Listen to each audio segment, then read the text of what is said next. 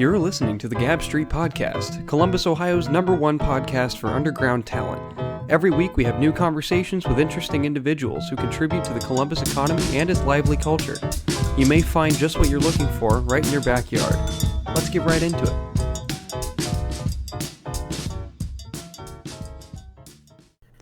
Welcome back to another Wednesday morning edition of the Gab Street Podcast. Hello. I'll stop doing that voice. Welcome to episode 63. That means 63 weeks of unbroken content streak. What's up, everybody? We got your normal co-host, Zay Krypto. Say hello. No, don't stop. Hello. I'm here. And we have... Krypto, don't let him fool you. The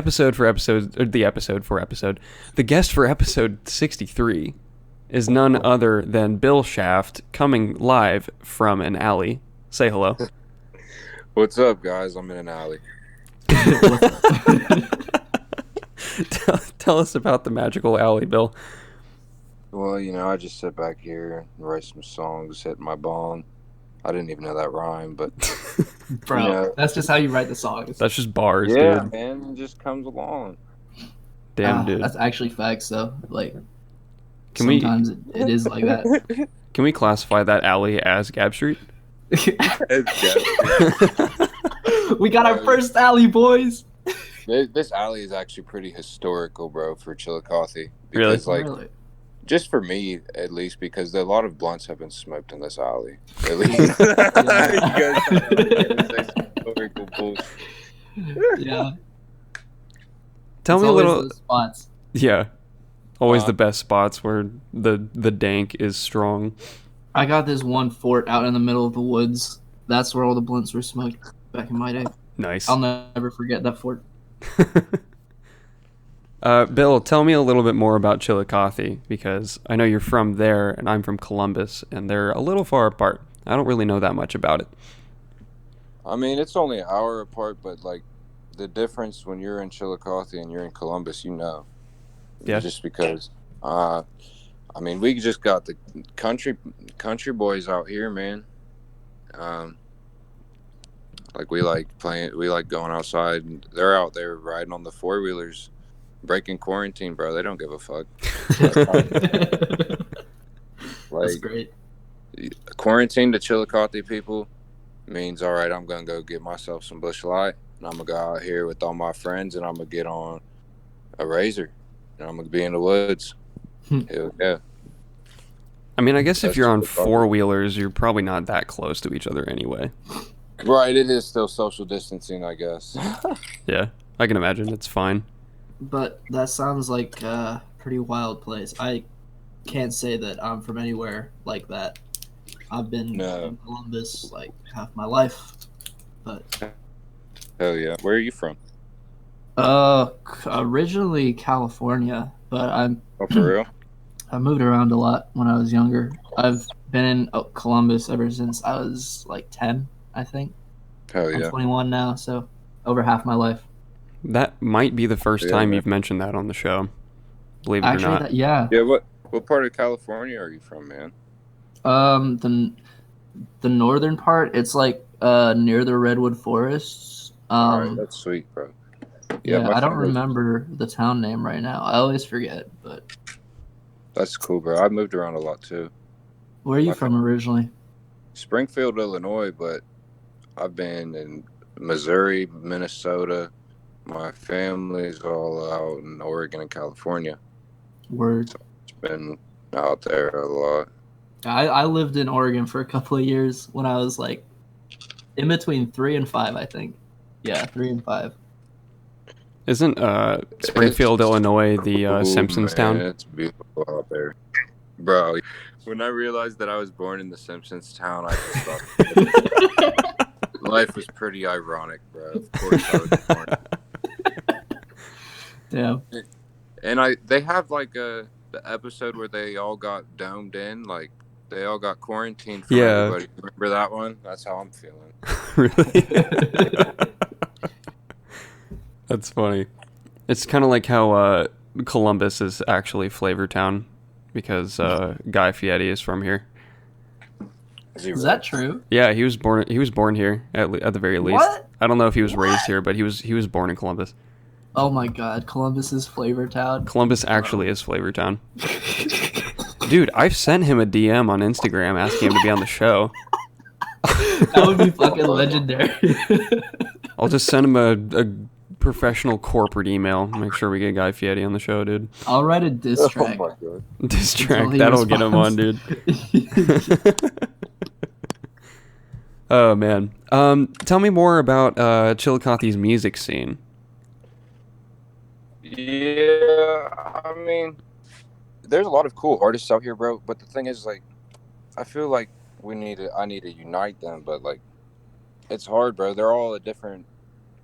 There's some people that are like me, and then there's people that are like singing and that's cool, like the Drake type rap. You know what I mean? Yeah. But I feel like a lot of them are talking about the same stuff, but there's a lot of people that need to be highlighted here. Like my buddy Noah Murphy, he's actually pretty dope. He's got a different style to him, man. Like just like he'll rap over a goddamn guitar. You know what I mean? Like, and sound good. Was he the blonde dude that performed with you at Cafe Bourbon Street? Yeah, the little one. Yeah. I wasn't going to say a little one, but... He's about half my size, my little mini-me. Yeah, you guys did a pretty good job together on that one. Yeah, bro, I was a little drunk, I'm not going to lie to you. I am a fan of Dutch Masters too, even though it didn't make Revenant. Yeah, thanks, man. That was a little, like, we just threw that together on some Thursday afternoon. But another person here at Chillicothe that I need to shout out is Benjamin Blue and Jay Swoop. They actually got a food truck right down the street from my house, man. Oh, shit. Some banging ass food, bro. And bro, I wish I had you're so lucky. You got like the spot, bro. You got an alley all within walking distance. Yeah, I mean the Dairy Queen and the Subway's right down there too, man. That's all you need. The essentials of life, man. Yeah, you got it. Damn. I want to talk about Revenant in detail here pretty soon, but I'm gonna go off of you saying you want to unite those artists real quick, because I think you really are doing that. And one reason why I've taken a special interest in you as an artist and as an event planner is that Sluggish Events is actually putting together some really dope stuff. And seeing you with the likes of what are some names from that last show I went to? It was actually the first show I met Patrick Sweetman from Voice First AI, but Cassius Keys was on that show. Yogi Split was on that show. AYK. AYK. But you're bringing AYK people together pretty well. I have a lot of respect for that, and I think we're both on the same path in that way. You don't get anywhere without working with anybody. It's true. Yeah. Tell us more about Sluggish. I mean, that's so Pete Lynch and me, like that's mostly him is Sluggish, and we're out here. Like I've been planning the events for him, but he's the one really like with the vision behind it all, man. Like he wants to do a whole bunch of like good shit. He's making clothes right now and stickers. Nice. For the Sluggish brand. We're supposed to be having a meeting, but I couldn't make it down to Athens today. Yeah. But he's been working on this album, man. And I don't know, just the style that he has, he's just different. Like he's not talking about bullshit. And I don't think that Sluggish is talking about bullshit either. I think that Sluggish is something that, like you said, it's trying to unite people. And I'm just trying to put all these artists like me, like I'd never had a show. I'd never done a show until November this year, and now I'm starting to plan shows and just put other artists like me on there. That's what Sluggish is all about, is getting little artists on a stage. And I mean, I never knew how to do that. And then somebody introduced me how to throw these shows and get these little guys up on the stage, and it felt right meeting people like me every weekend. Yeah, the payoff for throwing a good event is insane. I can tell you that from experience too. Right, because then the people are coming up to you afterwards. You're like, "Oh, I want to do the next one. That was great, bro." Like, exactly. And then the people are talking about you. Yeah, after the Gab Street anniversary party, that shit was wild. We're planning on throwing a lot more. I would love to do some collaboration on that kind of stuff. Oh, yeah. This summer is going to be crazy as long as Corona doesn't cancel everything. Yeah, dude. Yeah, that's what we were supposed to have a meeting today. Sluggish was about this tour that we're supposed to be doing if the coronavirus allows us. Are you familiar with Darwin? Mm-mm. So he's a guy I'm gonna have to shout out. He works closely with Sluggish. He just released an album. He's down in Athens. It's called You and I and Suicide. It's just a lyrical album, man. It's a concept album, and it's been speaking to me through this breakup I've been going with. He's just a good dude. They're all good people at Sluggish. Like, so who are all the members of Sluggish then? Just me and P, for real, people that we associated with. Like, it's associated with Jacked Up. Okay. But Darwin and Benjamin Blue and Jay Swoop, like I said, they all are working towards this thing, but I don't know if they're trying to jump on the ship with us right yet. And because I know Darwin's signed to Brick City Records and he's doing his own thing, but he's on these shows with us too, having a good time. He's a good dude. Oh, yeah. Yeah, I think Pete Lynch, his voice reminds me of, and I can't remember the name of the guy exactly. Zay, you might remember his name specifically, but the guy with the really kind of like gravelly voice in Flatbush Zombies. Michi Darko? Yeah. He actually reminds me of him so much. That's awesome. Would you agree, funny, Bill? Man. Yeah, I would agree to that a little bit. I'd say that's a mix of Michi Darko and J. Cole, man.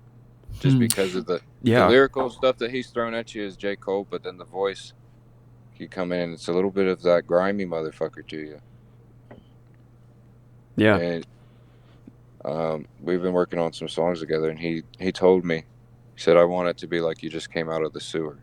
Damn. I was like, what do you mean? He said, that's what I want your voice to sound like you just came out of the sewer. That's kind of badass, dude. I was like, bro, I don't know how I'm gonna do that for you. Yeah, how do you gonna do it? How do you sound just coming out the sewer? Pretty rough, I'm guessing, bro. Yeah, like sitting there screaming into the goddamn microphone, bro. Is this what you want, bro? Are you satisfied? Is this raspy enough? Are you not entertained? Like, come on, bro. I'm trying to fucking sound like a fucking sewer rat. But all jokes aside, that song that I think I did sound like a sewer rat, and it's gonna sound pretty nifty. Dude, that can be a vibe if you get that right. Yeah, and he did something to this beat, man. Like, he didn't make the beat, but he got the stems for it and twisted it all around, and it just sounds beautiful. Yeah. My favorite song, Molly in the Safe, featuring Plague Rat. That's my favorite.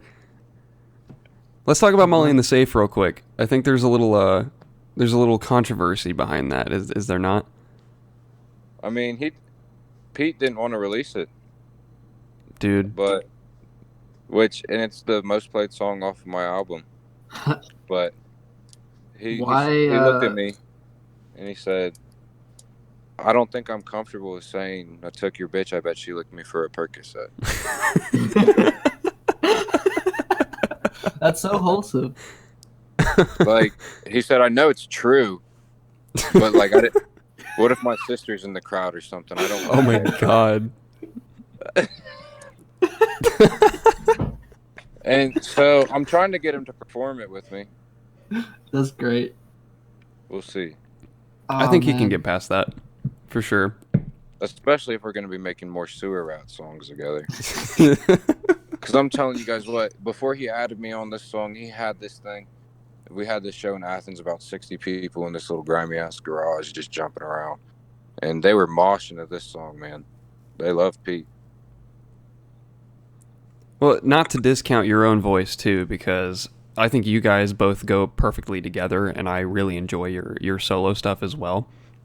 Let's talk about Revenant a little bit, talk about a few of the songs on there, and what might have been the inspirations for them. All right. Shit. So, Revenant, it means somebody that's came back. And, like, usually that's somebody that's came back from the dead. And, like, you start off in that album, it's starting off slow with Horseman. And, like, if you listen to it, there's a lot of reasons that I was not feeling, like, I was feeling pretty much dead, just done with everything. And, like, this whole journey, like, I'm saying stuff in Descent, I'm saying forfeit the feeling of friendship, all of it, because, like, I don't know, I just went through some stuff with my friends since I graduated. Like, I just need to kill that version of me, like, in that high school version of me, man, that's going nowhere, doing nothing. It's like I was stuck in a fucking trip, man, like in a goddamn loop, doing it back and forth, and I just needed to get out of it, so I killed that version of me and came back as a whole different thing.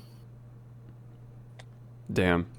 I can relate to that pretty fucking heavy, especially right now. I feel like there's a part of me that has been a part of me since high school. That some parts are good and some parts are toxic, man. Yeah. There's definitely a lot of toxicity that I got in high school, and it's fucking hard to get it out your system. It takes a while. Yeah. And like, this album is me like trying to become comfortable with like being in my own skin, like my own, like being comfortable by myself. Because like, that's the end of the day. That's all you got to be comfortable in your skin. And I'm just trying to find out what my sound is here, and I'm just gonna start breaking it down even further as I keep going. Hell yeah, that's the way to do it, man. You gotta be 100% comfortable with yourself. Like all the really great shit, all the really fucked up shit, everything in between. Like at the end of the day, I think what we're trying to do is just self-expression, and you gotta keep your self-expression pure. Hell yeah. Yeah, Pete. Yeah. Sometimes you just gotta get licked for a Percocet, dude. Get over it. I know he's gonna hear this, so he's gonna be mad at me.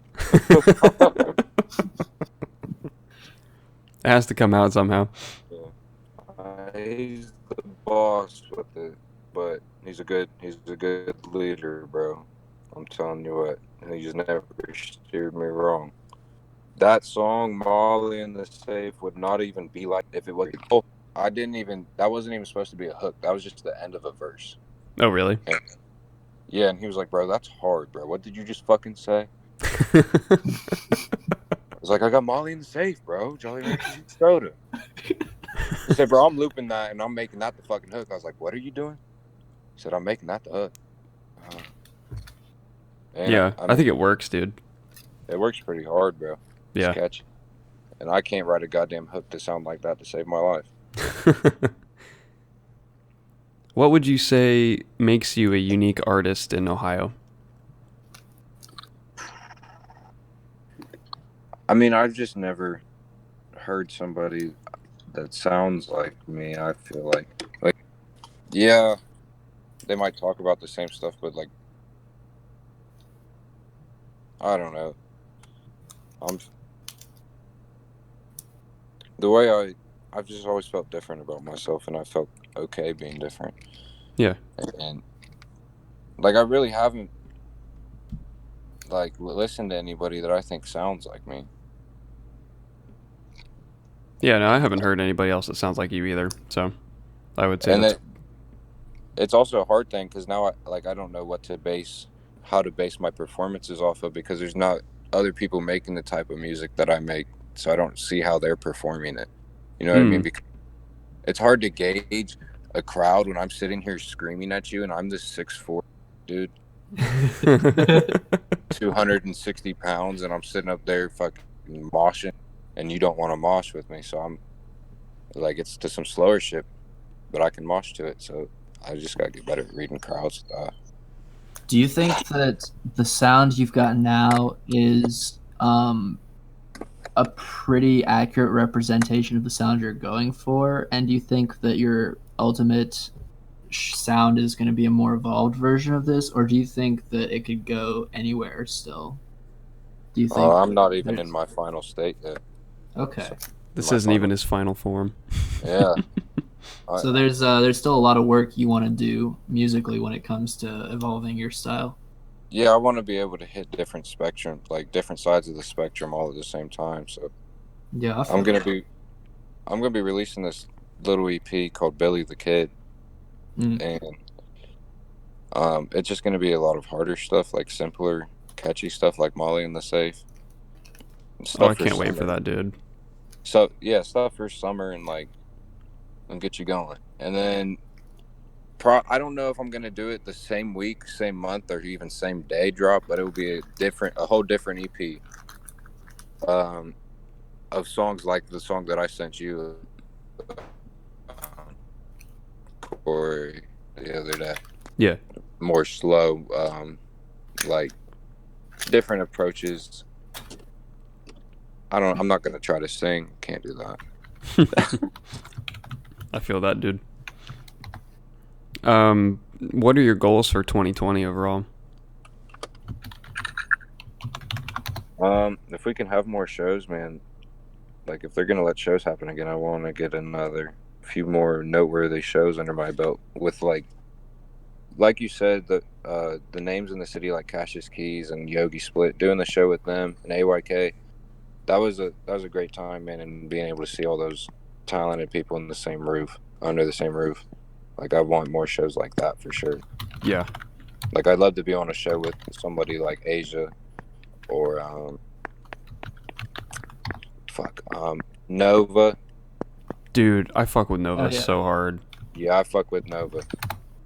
I'm gonna give a quick shout out to Josh Miller, Cole Baker, and the whole 2x2 Hip Hop Fest team real quick, because I went over and at the beginning of quarantine they threw Pull Up and Park.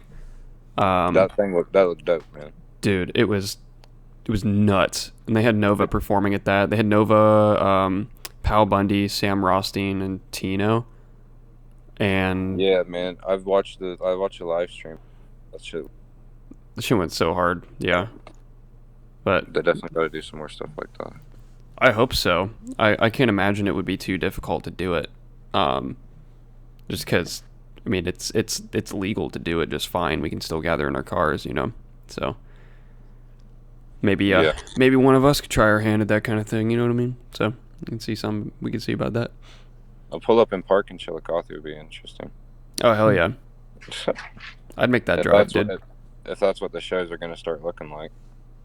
Maybe for, you know, however long they do the tiered opening of the state again. Ugh. Whatever that's going to be. Yeah, I haven't even. It's going to be a shit show. Yeah, dude. Who do you think they're going to open up to first? Like, past what they already have open. Like, what do you mean, like? Like right now, they just have the essential workers out. Like, I mean, they'll probably open restaurants again. You think so? Man, I'm not even gonna get into what I think about. If they open, I hope they open restaurants soon so I can get my job back. Yeah, that's what I'm saying. Dude, I'm worried because my job is definitely gonna come back last because my entire job is handling wooden sticks that other people are holding all day. Dude, wooden sticks are essential. Dude, it's true. Bill, I don't know if I've told you, but I teach people how to throw axes for a living. So yeah, I saw that on your thing. I want to go to that dueling axe thing. Come in 2025 when we're open again, dude. 2025. That'll be a good time, man. Yo, you know what I think is gonna happen?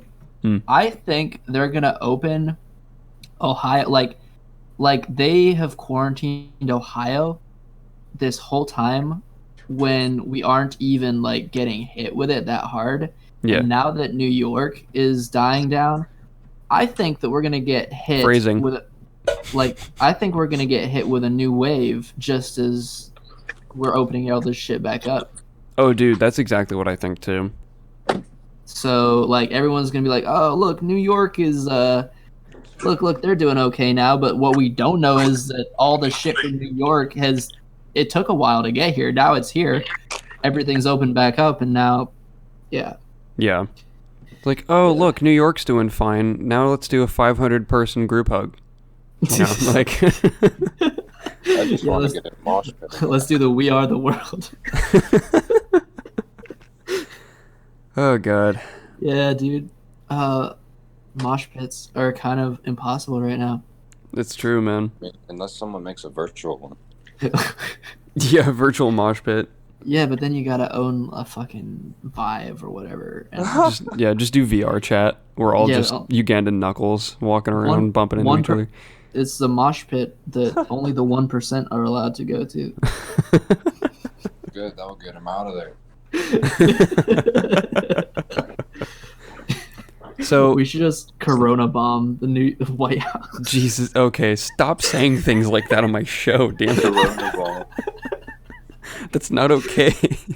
I know, I'm sorry. First Morgan Harper, now we're talking about... I'm gonna get your show taken down for terrorist threats. Oh my god, yeah. Oh, Jesus. I do not mean anything I say. Everything I say on this show is purely comedy. Just putting that out there in case the feds are listening. Never take Zay Krypto seriously, even in person. Yes. Even in person. This is how it goes. Yeah. It's not even my real name. It's a lie. It's true. Oh yeah, I don't know if anybody else listened to the Will Blaine episode 2 weeks ago, but every single time I referred to Zay Krypto, I just, okay, what do you think about that, Zay Krypto? Like, yeah, instead of just like, Zay. Thanks, Cory Leo. Back to Cory Leo. So, while we're on the topic of timelines and opening of the state timelines, I would like to hear a timeline of how you got into making music and of your releases over time on your SoundCloud and such, Bill. Oh, I'm gonna have to look at my SoundCloud stuff to even see that stuff. But I started in 7th grade, man, just rapping in the back of this class, passing notes with one of my other buddies, writing these dumb little raps, bro. And that almost sounded like a bar just then. Bro, those study hall table raps. They go hard. It's hard, but like you look back on those and you're like, what the fuck was I talking about? Right, but like, why did I rhyme? I can't be stuff. Like punchlines and metaphors and all that. You're not even thinking about that. You're just like, I made 2 words rhyme. I'm a fucking god. What led to that beginning? What was the impetus of you getting into it in 7th grade? I mean, I listened to a lot of Eminem back then. Okay. But and then I got into do you guys know who Pro Era is? Yeah, I fuck with Pro Era. Yeah, so I listened. It was like 2013, bro. They had just released this their mixtape called Peep the Apocalypse, and I listened to that. And there's these kids that are just a couple years older than me, man, rapping, going hard as fuck over these grimy ass beats, and I was like, this is what I want to do. Yeah. And like I would watch the videos, and they're all bullshitting, smoking in the stairwell, and I was like, that's shit that me and my friends do. Like, I can do this shit. So I tried to get my other buddies to rap and shit. Nobody would. And then I found Pete, like, and he wasn't very sure about his rapping yet, but he was always like wanting to be around the recording process of it. So he was always there when I was recording my music. When I released Roses in the Snow, he was recording most of that with me. And I recorded this little EP called The Rabbit Hole. Most of that was in my room, but then the other half was in his room. And like, bullshitting. That's cool. And then I Come From Above came after that one, right? Yeah, there's two. One came my freshman year. It's hard to keep track of them, man. I'm sorry. That's fine. The first one came my freshman year, and then the second one came my junior year. And that I really felt. I went up to Columbus and recorded it and had this guy engineer it for me. And it was like the furthest I'd went with my sound. Like, it was the crispest I had made it. So I was proud of it. Now I look back on it, I hate it. But that's how all my music, like, I don't like revving it. You say you don't like revving it? Yeah, like, I always feel like I can do better. And that's why there's so much music out there, bro. It's like, I start listening to it, I'm like, bro, I have so much more to say than what I just said. Like, you sound stupid. That's the sign of a true artist, I think. And that's something that Omega Rift has talked to me about before. I don't know if you know who that is. Yeah, we were about to do a show together in April. Oh, yeah, that's right. It would have been this weekend, actually. Damn. Yeah, I think he is one of the most talented people I've ever talked to. And he has this constant, well, at least for a while, he had this constant state of dissatisfaction, and it led to him becoming better and better. Yeah, man, I feel like that all the time. Yeah. And I feel like it's pushed me. And how does that factor in on like Throwaway EP and Roses in the Snow? Roses in the Snow, I was just stuck up on this girl for a year, man. So I just wrote it about her and just had to get some shit off my chest. I don't ever listen to it anymore. What of your music do you listen to usually? The stuff that I'm writing. That's cool. Yeah. I'll listen to there's a few songs. I do like Into Gold on my album. Revenant. Yeah, I like that one. There's a song that I really love to perform that I didn't drop. It's called Schizo. And I think you've seen me perform it. Yeah, I have. Better. Zay, would you agree with me that there is kind of a wrongful stigma about artists listening to their own music from some people? They think it's... Yeah, I think that some people see that as whack, and I listen to my music. It varies. Like, I'll go through phases where, like, I'll be really, like, into other people's music. But then, like, right now, most of the stuff I listen to is my music. And most of the time when I'm listening to my music, it's like what Bill said, is like, it's stuff that's unreleased. Right, yeah. I don't listen to the release stuff. I didn't really plan on making this, like, part of my strategy. But whenever I make a song that I really like, or I'm making a song that I really like, I'll just, like, record a demo. And I'll start listening to it over and over again.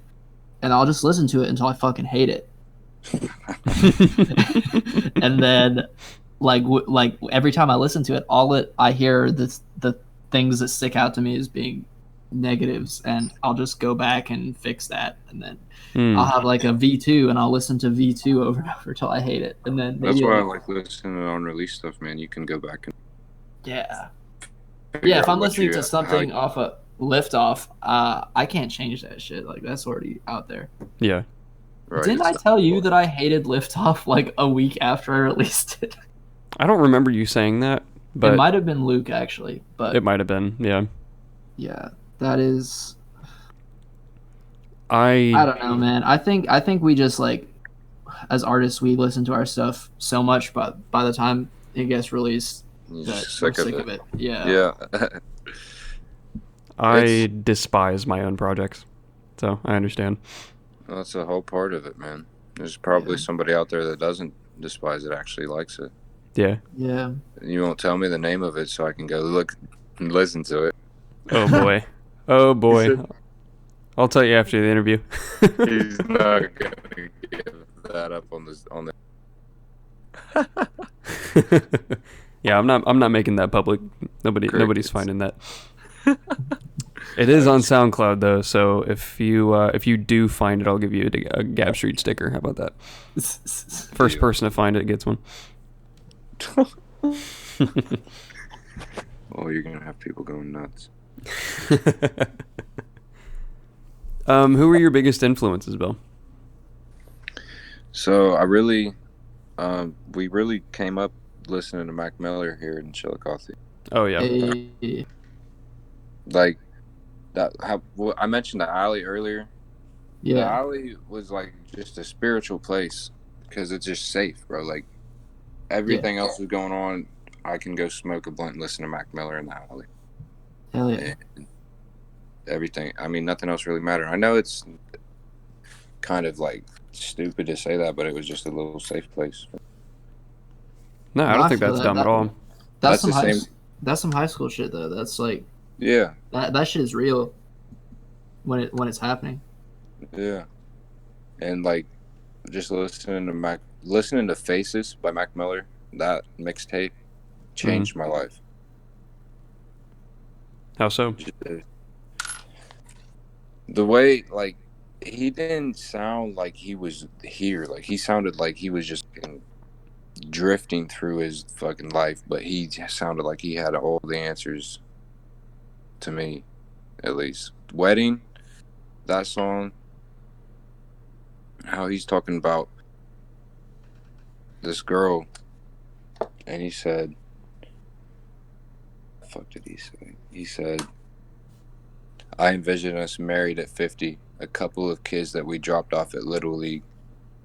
Damn, I'm addicted to you. You want the best. I need to listen to you. I'm fucking other girls wishing it's you. Like, just going through high school, bro, and like, I was an emotional little fucker. Like you can tell through Roses and Snow, and like shit like that. Smoking a blunt of that was just therapeutical and got me through a lot of stuff.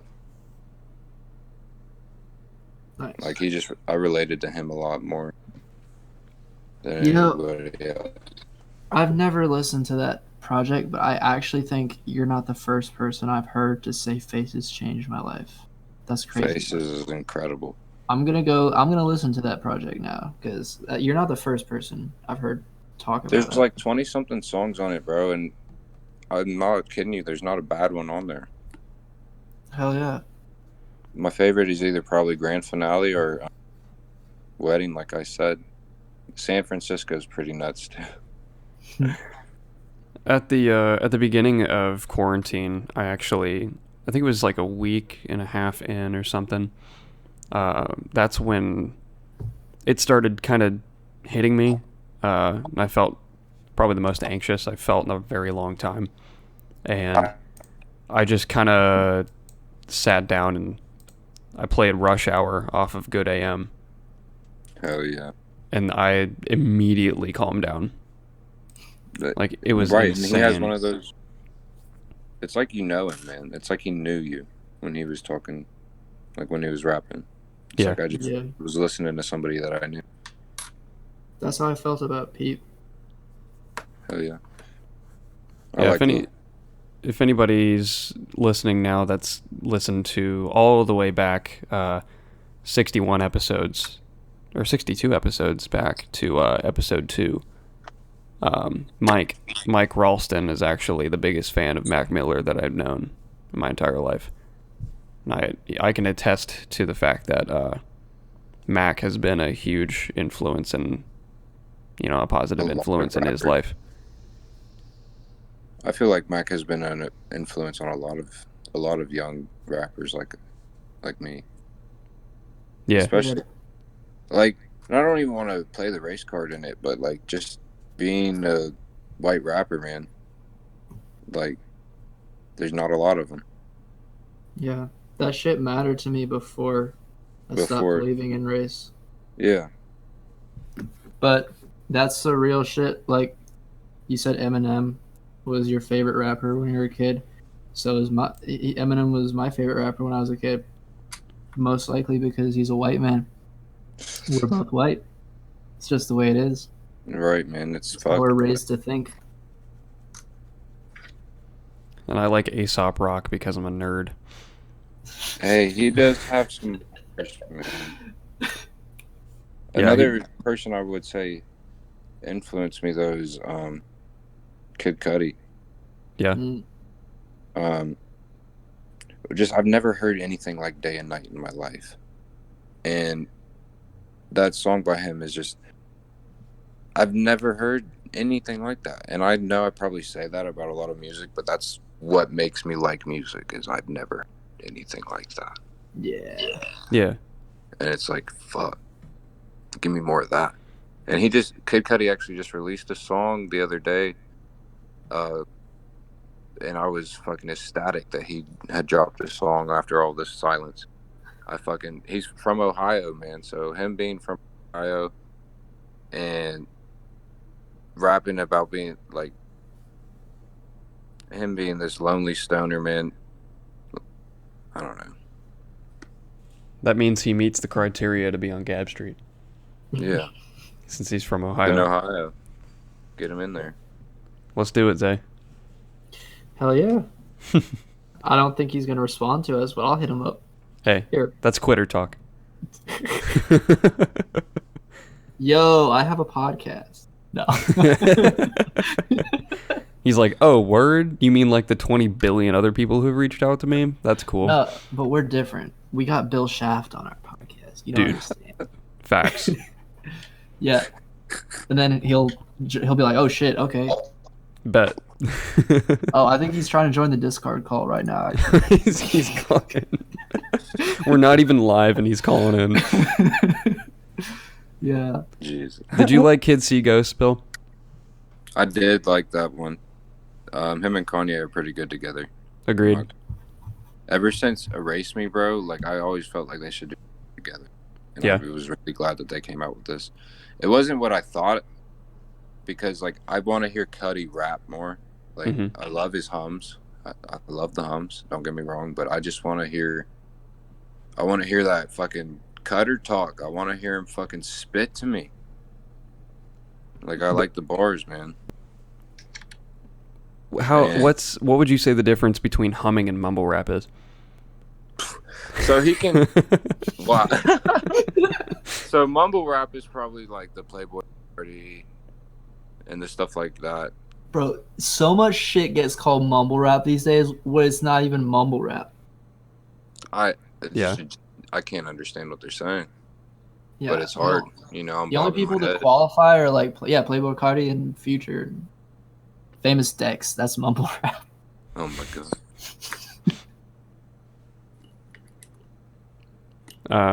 Do you have any other Famous Dex? He had the hottest 6 weeks I've ever seen. He was the shit for like one semester in high school. This the one. Yeah. Do you have any other influences that are worth bringing recently, I've been listening to a lot of Snot. I don't know if you're familiar with Snot. Can't say I've heard of him. Yeah, I'm just into that different grimy sound, bro. Like, with the heavier beats, you know what I mean? Like, I don't know. They just need to have something different. And the way that he's talking, he's not rapping, but he's like singing, rapping without even doing it. It's so nonchalant. He said, I can't kill myself because I love you, bitch. I love the way that you hold my hand and the way that you kiss. Just over this hard-ass beat, bro. Like, damn. I wouldn't say that shit. That's hard. But yeah, he made it fucking work. I'll have to go check that shit out after this. Yeah, it's not with a money sign, man. I'm pretty sure he's from... Don't quote me, man. I think he's from Cincinnati or Dayton. Because he was... Ooh. Do you know who Josiah is, right? Mm-mm. I've heard of him. Yeah, if you like the stuff like Omega Rift, like there's Skulls for Grenade stuff. Oh yeah. You would like Josiah. Okay. It's more of the rager type stuff. He has Oh a yeah, song dude. called Break Shit, and I was breaking shit to it the other day, man. I've been taking down this fence in my backyard, smashing some cinder blocks. Dude, I have never wanted to... Well, first of all, throw axes more in my life since being inside for this long. But that sounds like a great de-stressor right now. Dude, yeah. Honestly, yeah. Just get a sledgehammer back there. That sounds great. We're gonna film a music video before this quarantine thing all came about, and I was we had a table to smash. I just was in a destructive mood. Yeah. You just gotta cut up these wrappers with your sharp bars instead, dude. Oh, you guys should have a cipher on your motherfucking show. We did once, actually. We back on episode 28, I interviewed the Collective Multimedia, and we had like 4 of their members do freestyles on the episode. Yeah, once and only. That was That's like that Sway in the Morning type shit, bro. For real. I'm actually really salty I didn't get to co-host that episode. We'll do another one like that at some point. Oh no, and you're gonna ask me to freestyle. I need to like actually practice freestyling so that I can do it on air. You're gonna freestyle on the show at some point. One day. I'll pull right some now. Shit, like right now, bet. Look, man, I can freestyle all night, and then you'll be feeling all right, and then oh god. And then I'll take your wife. Let us snort Percocet off of my knife. And thank you for listening to no, I'm just kidding. We don't endorse drug use at all. Nah, dude. The opinions stated on the show are not the opinions held by the show. Just just putting it out there. Yeah, you know what, Corey? You just friended me on Facebook. I'm deleting your friend request. How dare you cripple my new Facebook profile? You marked as spam boy. Damn. Spam boy. Feels bad, dude. That's how I feel reaching out to people about music sometimes, man. I just feel like they've seen that too much. And I feel like I'm spamming them, asking them to listen to my shit, so I don't. I feel that. You know what I mean? Because how many times have you got that DM where a lot they're talking, "Hey, how are you?" And then it's this thing that they fucking typed up in their notes and they've copied and pasted, and it all ends in me checking out your song. Why? Yeah. If it's presented professionally and they're kind about it, I am much more inclined to listen. And, because we're, I'm not going to brag or anything, but we're booked out to we're through October now. But people reaching out to be on the show will send me tracks and stuff. And if it's a really short message, it's like, hey man, I dropped some fire shit, check it out. I ignore it. I don't read or listen to the short stuff. If you send me a long message and you make a reference to the show or something, or express, active interest and put some effort in your message, I will check your stuff out, for real. Send us an email, send us a DM. That's all you got to do. All right, make a pitch about it. Yeah. Just makes it a lot easier for me to respect you, you know? Yeah. So if anybody listening is trying to hop on the show, that's your tip. That's your secret. There you go. Out And for if free. you want to get on a show, you find people like me that are putting the shows on when we have them again. Yeah.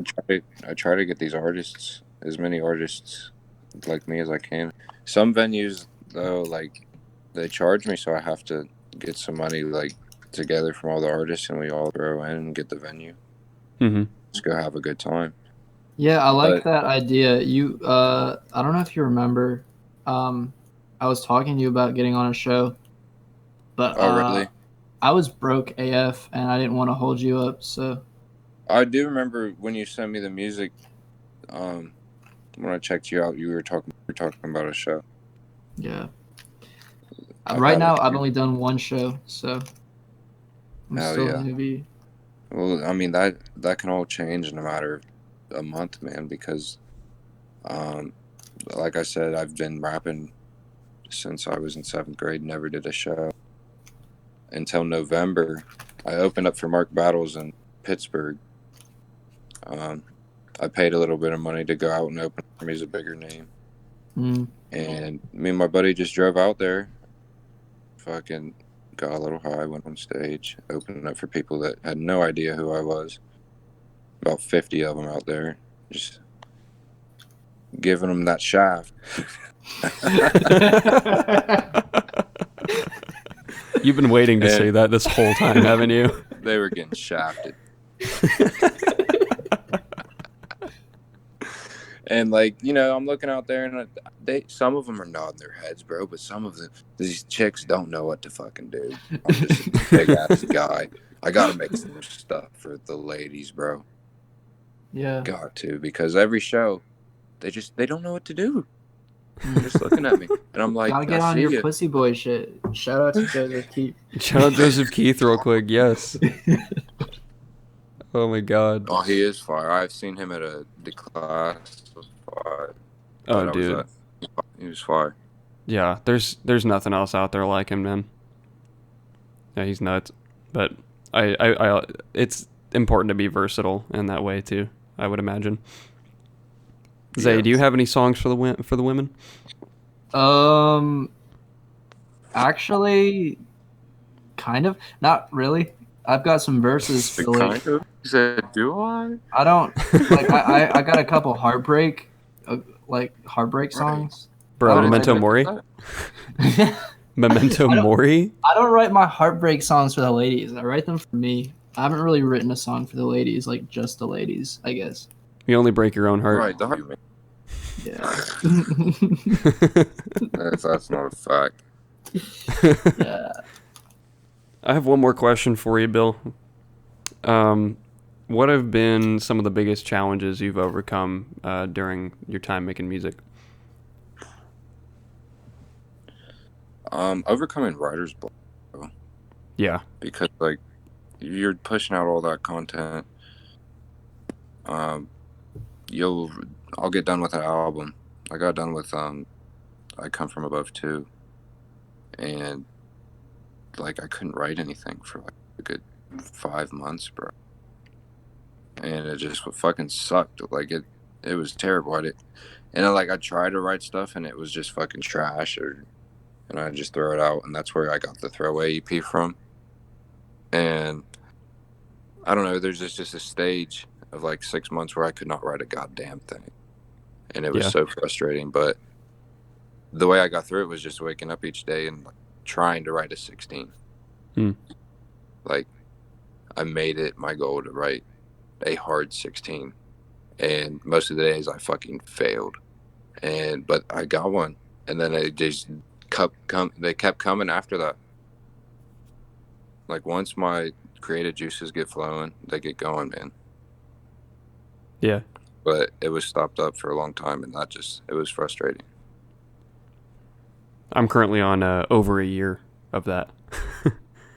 I feel it's that frustrating, man. Yeah. Yeah, those wax 16s are so important though.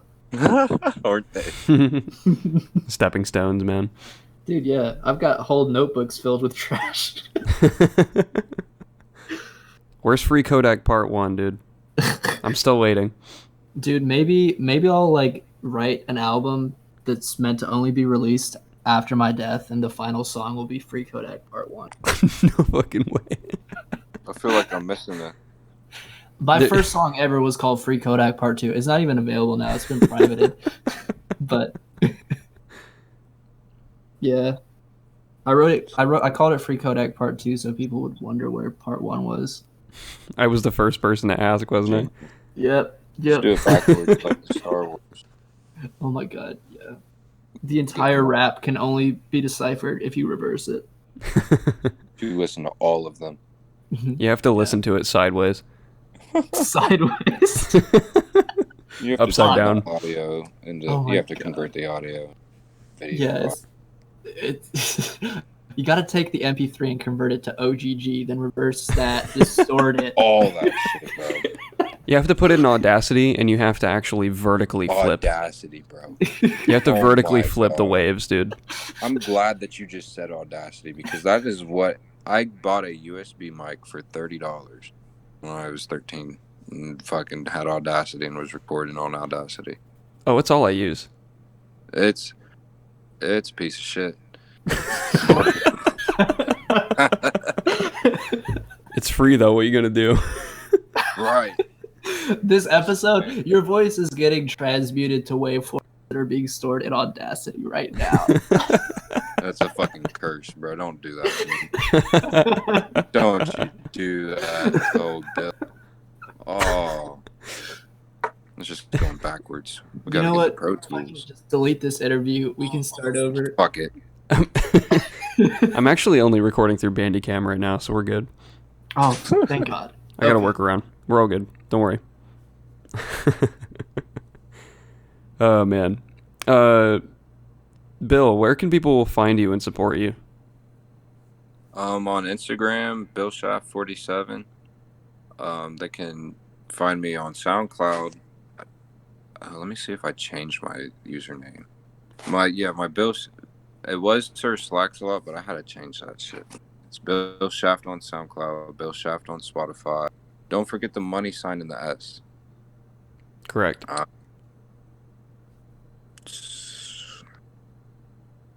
mean, if you want to add me on Snap, bro, people can add me on fucking Snapchat. I'll talk to you. I love talking to my fans. CB_Bryce47, man. Hit me up if you want to collab or a show. If anybody's in Ohio and it's like, I would love to hear your music, right? And if you want to get on a show, like, just come talk to me. I'm a normal dude. Like, it's hard for me to talk about my music, bro, just because I feel like a normal person. I don't want to. I feel that. Yeah. You know, you do seem to be. This is like the first time we've actually talked in person, or not in person, over the. You know what I mean? But yeah, you seem like a pretty down to earth guy, man. And thanks, man. I respect that. Agreed. Do you have any lattice? What were you saying? I was. You go ahead first.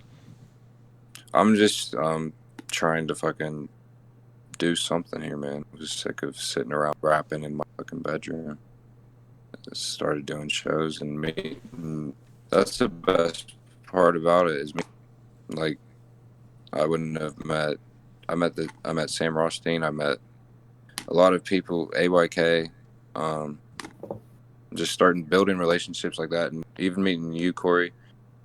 Like the relationship we're building, I think it's pretty cool just to be able to talk to people that know what's going on in the hip hop scene. Right back at you, brother. Yeah, I agree with that. Oh yeah. Do you have any last minute shout outs to make? Just Pete Lynch. That's my brother, man. His album's coming soon. It's a lot better than mine was. I'll tell you that. Motherfuckers. He's a wizard. Dude, that sounds like me and Luke, honestly. That's cool. All right.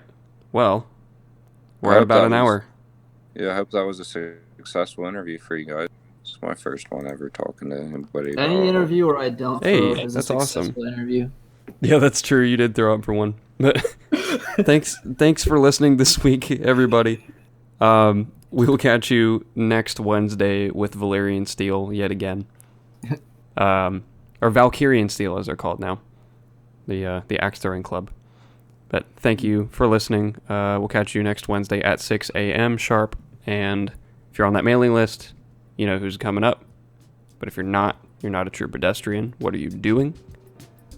But they just got shafted. They got shafted, yes. And don't forget to check us out on Redline Radio LLC every Saturday at noon. Catch you next week.